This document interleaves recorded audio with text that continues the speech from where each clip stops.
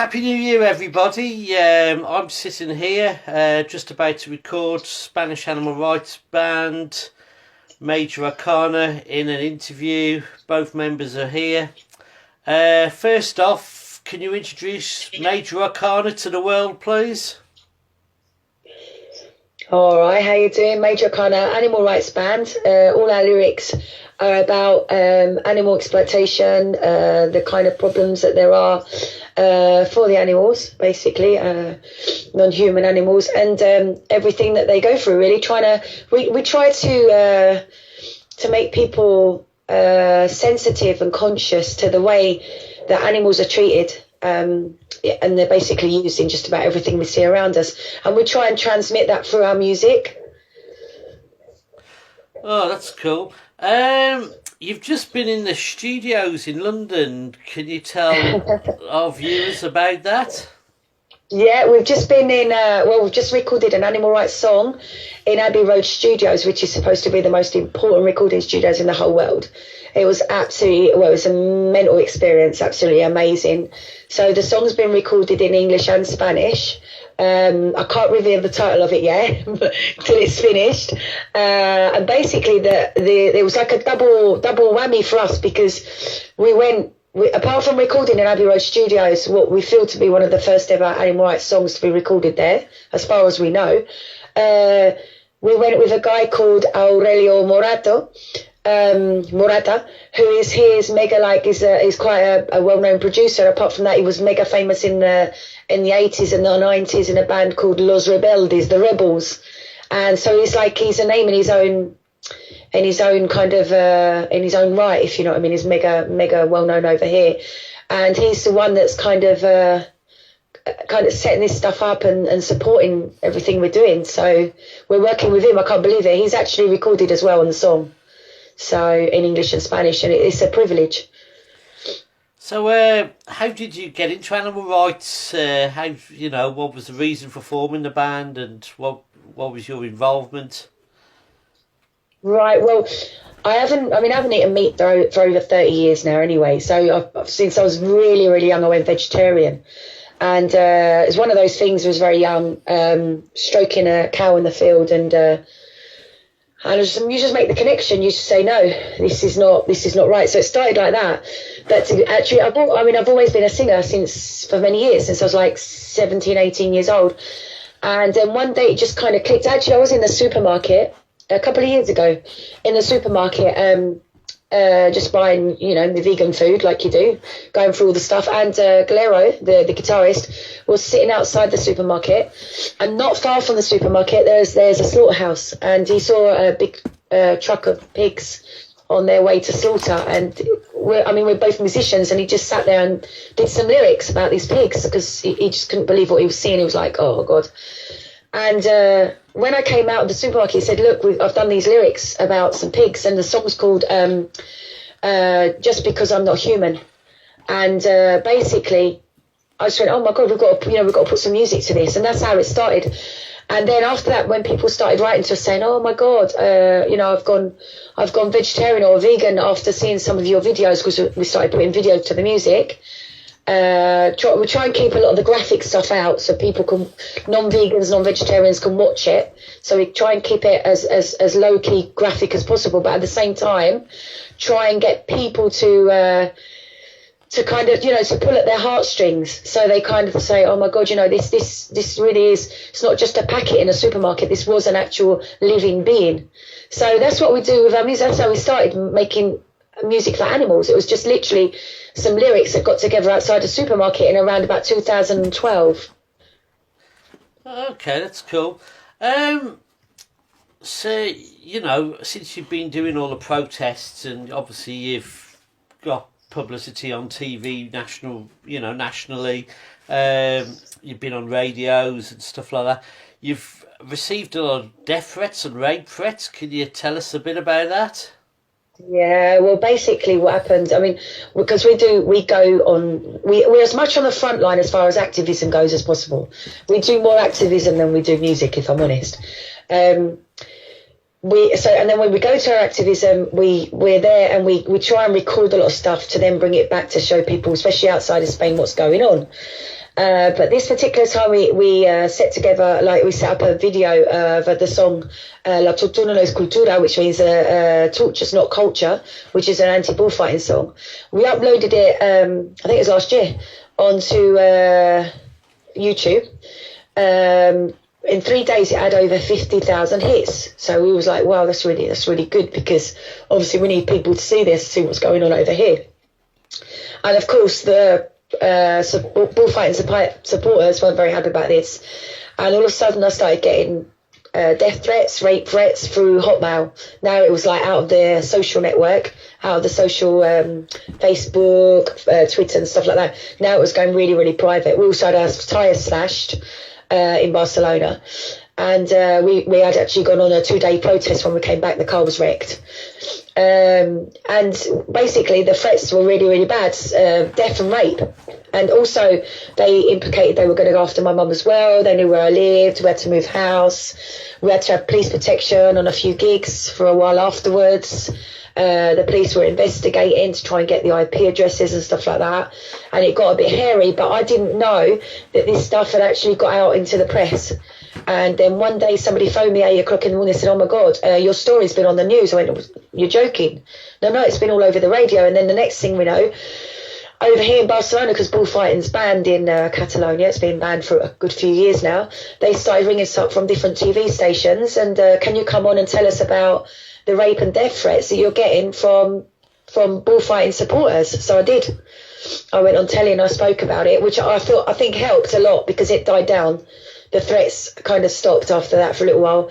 I mean, we still get a lot of farmers threatening and stuff like that, but as far as the bullfighting stuff goes, it kind of died down a bit. But I mean, I've been threatened on protests, and you know what it's like. You get threatened and stuff like that. But because they know I sing, basically the threats were like, you either stop singing or we're going to do this. It was quite graphic, and stop singing in favour of abolishing bullfighting.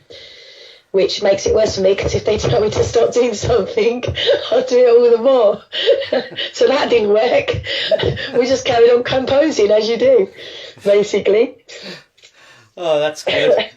That's the way to do it, because you can't never back down to threats and stuff like that. No way. It was quite hairy. I mean, I can't say I wasn't scared, because I was. Especially, I mean, the worst thing was, it's like Sod's Law, yeah? We was on stage about a week after it all went really, really mad, in this big plaza on an animal rights musical concert thingy. And this little old man, bless him, came up to the stage with his hat on. And all he wanted to do was congratulate us or get up on the stage and sing a song. And I was thinking that this guy was dangerous, because he's come to the front of the stage. And I was like, oh no, I'm sorry, I can't talk to you. And then we realised that the poor man just wanted to come up. I think he wanted to request a song or something. But it was quite scary. It was like you're looking at everyone, you don't know who they are. And it was quite awful, really. Yeah, that must be quite mad, you know. When you're going on stage with your band, or whether you're going on demonstrations, because recently you just said you had to take a crash helmet to a demonstration, which is like really, really bizarre. In Salamanca in November, the threats came along, not rape and death threats, but the typical we're gonna smash your head in kind of stuff. And because I knew I was singing again in the plaza outside the bullfighting ring. Going back, I think it was the 3rd of November, just gone. And I said, right, this is it. There's going to be police protection there, but I wasn't going to trust, because it's obviously Salamanca. It's quite a heavily. There's a lot of bullfighting supporters in Salamanca. It's a big bullfighting things goes on there. So basically, I took a crash helmet with me. I haven't got a motorbike, so I had to borrow a crash helmet. But when we got there was so much. The police were there, surrounded us anyway, and it was okay. It was fine. So I didn't actually use it, but I took it anyway, just in case anything come flying at my head. Wow, that's just like really, really mad. Yeah, it's mad. I mean, I'm going to say this: it's not all men. I mean, sometimes the women can be more kind of.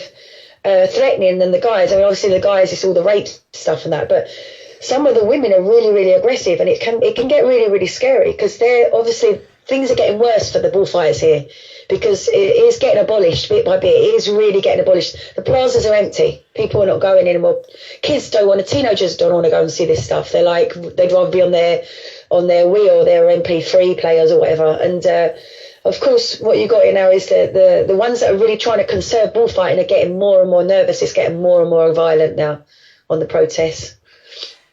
Yeah, it's I can imagine, because like it's a huge tradition out in Spain, isn't it? You know, sort of all this bullfighting, all of a sudden people just aren't going, and they're like thinking, wow, that's our livelihoods, you know, that's our culture, but they don't realise their culture's barbaric, you know. It's sort of they should have stopped years and years and years ago.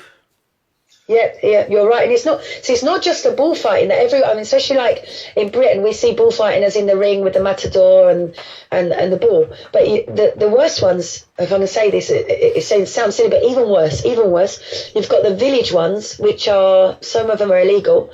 And basically, it's like people come, they flock all around. It's like a secret society thing, yeah? And they've got these 2 or 3 days or sometimes a week of killing bulls every day, maybe up to 500 in some places in a week. And basically they're in the middle of a village, so they'll set up a makeshift bull ring.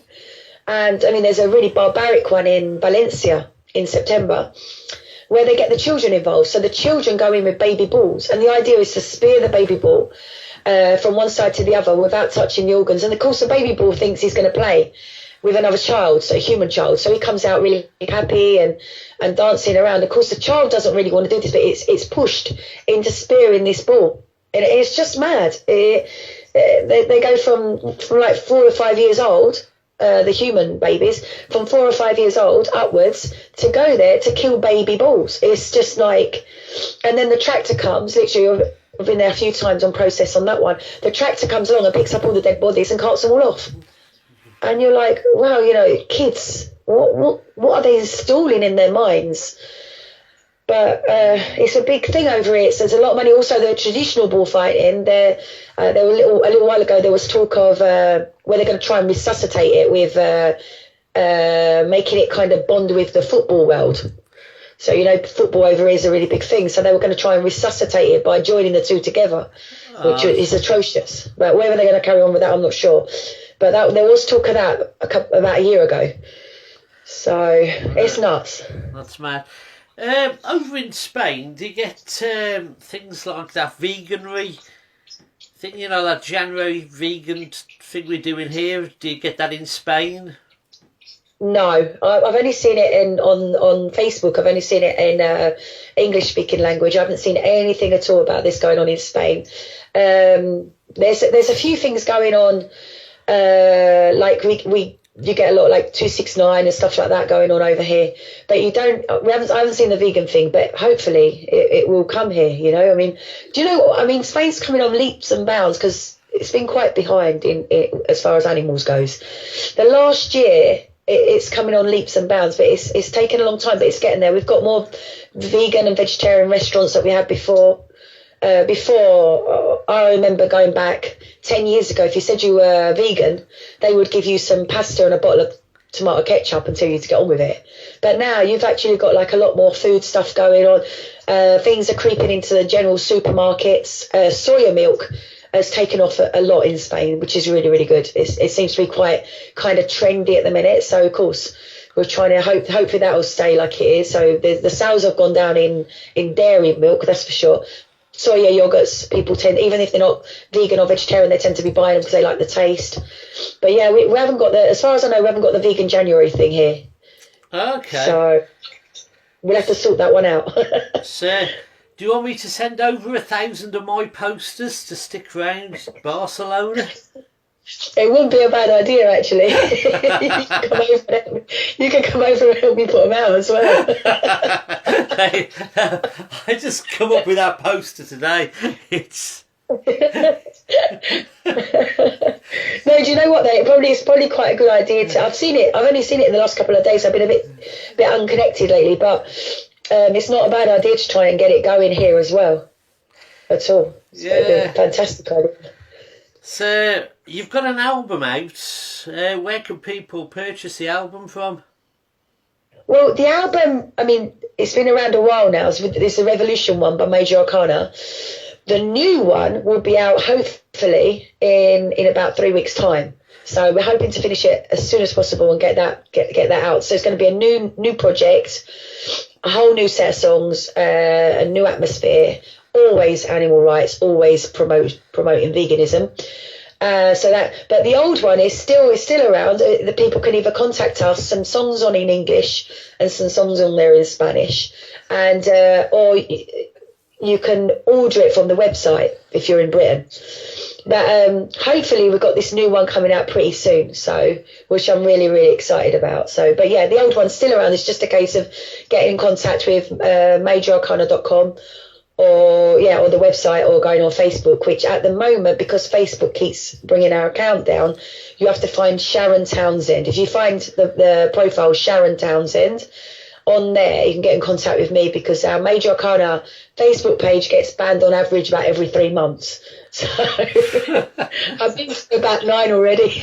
That's a bit like me and my Facebook pages. I've got like 4 accounts now. I know, I keep seeing them. All different photographs. Oh dear. Facebook won't stop me. The bastards. I mean, what can we do? It's Facebook's Facebook, isn't it?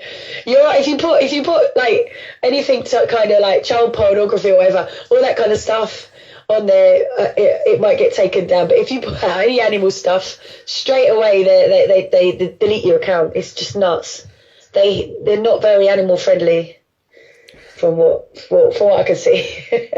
They're complete utter dickheads. I don't know who does their monitoring, but they're a complete narcissist.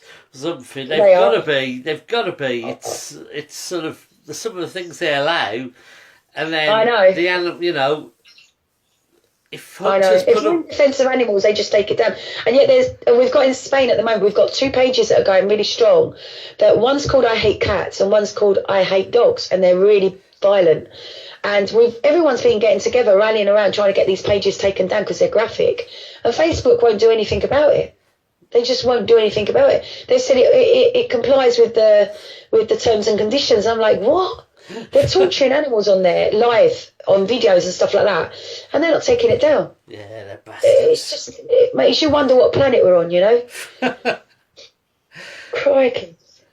So, what plans have you got for 2017, apart from the album being released and obviously the video, the new song and stuff?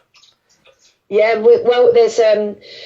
We've got that. We're hoping to come do a presentation in Camden Lock, hopefully in February, which would be really, really exciting. So I hope to that we need to get a new video clip that should start recording in a couple of weeks' time. So we'll be involved in that, and of course as much direct action as one can withstand. So where we have to go, we go. We don't mind where we go. There's a concert going on here in the 21st of January in the old bullfighting plaza in Barcelona. One of the ones is in Badalona, and hopefully we'll kind of be prepared for that on the 21st. So that'll be quite good. There's going to be like a marathon there to try and kind of sensitize people towards what's going on with the animals there. There's going to be a lot of stands and a lot of leaflet giving out and stuff like that in a place that's very, very, very they've got a high rate of dog fighting there, and they've got they still do it's not bullfighting as such, it's a kind of a fiesta where they do something similar, but it's not as hardcore as bullfighting, but they still make the bulls run around and stuff like that. So we shall be playing there, hopefully come out of that alive and kicking on the 21st.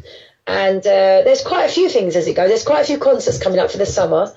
We're hoping to do a couple in France, in some animal rights stuff that we're involved in France, so that should be quite good.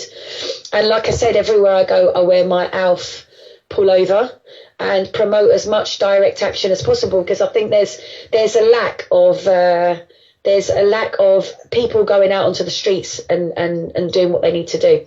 So that's mainly my objective, is to get to get people to get people involved. If you need to do a rescue, whatever it takes, and get out there and spread the word around, you know. So that's like, I'll be hopefully mega involved in stuff like that throughout the spring. Yeah, so I mean, it's the same here, getting people out to go and do stuff, you know. I mean, I can understand why people don't do direct action anymore, because obviously with heavy penalties with prison and stuff like that.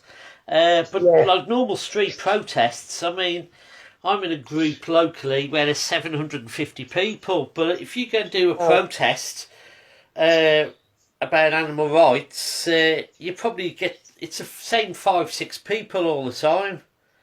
Yeah, you see the same faces every time you go on this stuff. I know, it's the same here. It's exactly the same here. But see, we've got over here, we've got like, there's a lot of big organisations, and they do a lot of stuff on the social networks, but you don't get as much people kind of going out onto the streets and rallying around. So I just think that things need to be seen and heard as much as possible. And it is difficult. I mean, you can't even, in Spain, you can't put food down for a stray cat. I think it's about €1,200 if you get caught. So even something silly like putting some food down for stray animals here is banned. So we've got that as well to contend with over here. It's a bit harsh. I think it's more harsh here than it is in the UK. But what can you do? I mean, they try. When I was mega involved in the Occupy movement last year, the year before, well, this year I went as well. Basically, the fines can go up to 30 grand. But wow. We all decided, we can't stay indoors. That's their way of blackmailing. So you just need to get as many people out there as possible. And I remember going back in 2012, we were 60 activists. That was nothing. 3,000 and odd people put their name down for being in Tordesillas, and only 60 of us turned up. So we was like, shit, where's everyone else? We were standing there. We were like, we just stuck out like a sore thumb. We was just in a small group of people with all these lunatics everywhere you looked. You know, it's mad. But now there's quite a few people that go. I think there's about 200 or 300 people that manage to get there now every year on these kind of protests. But of course you need more and more and more, because that makes it more difficult for the authorities, because they have to then send out more police. They have to send out, like they did this year, helicopters, police on horseback. And you're like, it makes it more difficult for them to keep funding to get the protection there to stop the rioting going on. So that's the kind of thing that we try and get the message out as much as possible. Just get your ass out of the house and get down there, because the animals need you there. Oh yeah, definitely. Yeah, you know, I just want to see more and more action from animal rights. You know, it's getting myself out as well with having a full-time job and stuff. Some people have that, families and stuff, so I could understand that to a point, but we do need to get out, because it does seem to be slowing down a little bit. Nothing seems to be happening. Yeah, it does. I mean, we've got like the social movements like 15M and stuff like that over here. They're quite active. The ones that are going out, you know, like the anarchists and stuff like that, they're quite active. And I was thinking, God, if we could get as many people in animal rights as involved as we've got in the anarchism side of it all, it would be fantastic, because they tend to go out more. They tend to be on the streets more than the animal rights activists. But, you know, I suppose it's like everything. It is scary, especially if you've got a mortgage. I haven't, thank God. But if you've got like a mortgage, a good job and a wage where they could take that money out of your account every month. I don't know how it works in the UK, but over here, if you've got a fine and you've got a wage coming, they'll just automatically take that money out. So, you know, it is scary. So I haven't got a mortgage or a job, so I'm all right. Do you want to say something in Spanish for your Spanish followers? Yeah, hola. Aquí estamos en Street Voice con Hope. También Hope es una activista brutal, y aquí estamos, música para concienciar y acción directa del corazón, que es lo más importante por los animales. And when you come to England next, are we going to go outside the Spanish embassy again? Yeah, we will hopefully have more time to organise it better this time. Yeah. That was really fun. You know what was really good?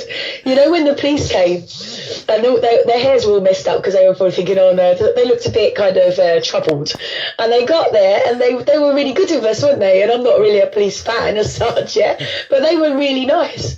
And those police in the Spanish police in the Spanish embassy, they were pretty awful, weren't they? Yeah. They really had it for us. I thought he was going to cry. So did I. His lip was quivering. I thought he's going to burst into tears any minute now. Anyway, is there anything you'd like to add? Well, just really thanks for having us here on this. Hang on, let me just let Galero say hello to everybody. Hello to everybody. He's sitting here next to me. Like a robot. Like a robot. Yeah, so not really. Hello. Bye. You say cling hello, cling bye. He is real, by the way. He's not a robot, really. How can we add anything? Well, basically, thanks for having us on Skype with you today. It's been great, and thanks for everything you do. Really, Hope, because I follow you a lot, and I think you're amazing. Basically. Oh, thanks. The police don't hear. No, just saying it. I really do think you're amazing. I'm not joking. I just think you're absolutely amazing. I think the stuff you do on with your blog and everything is absolutely amazing. Really good stuff. So yeah, so thanks to Sharon and Major Arcana for doing the interview. Websites I will put up in the YouTube channel. This interview's going on, and please do check them out. Thank you, good night, and have a good 2017.